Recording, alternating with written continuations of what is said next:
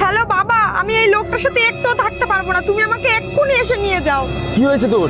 এক্ষুনি জামাইয়ের সাথে কথা বলা আমার। হ্যালো, হ্যাঁ বাবা বলুন। আরে জামাই, হয়েছেটা কি?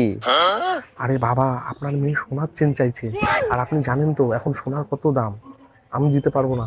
আমি তোমার অ্যাকাউন্টে 1 লাখ টাকা পাঠিয়ে দিচ্ছি, তুমি ওকে আমার এখানে পাঠিও না। আমারও তো বউ বাচ্চার সংসার, তুমি ওকে তোমার এখানে রাখো। না না বাবা, না না। আরে বাবা, আমি তোমাকে 2 লাখ টাকা দিচ্ছি, ওই ঝগড়ুটিকে আমার এখানে পাঠিও না, আমার ঘরেও সুখ শান্তি থাকতে দাও। আরে না বাবা, হবেই না। আরে বাবা, 5 লাখ টাকা পাঠিয়ে দি, তুমি যত বলবা তত দেবো, তুমি শুধু ওকে এখানে পাঠিও না। আচ্ছা ঠিক আছে, আপনি বলছেন যখন আমি করে দিচ্ছি। হ্যাঁ, এই হলো না কথা, আমি তো এটাই চাচ্ছিলাম। এবার ওকে ফোনটা দাও। হ্যাঁ, এবার তুই ফোনটা লাউড স্পিকার দে।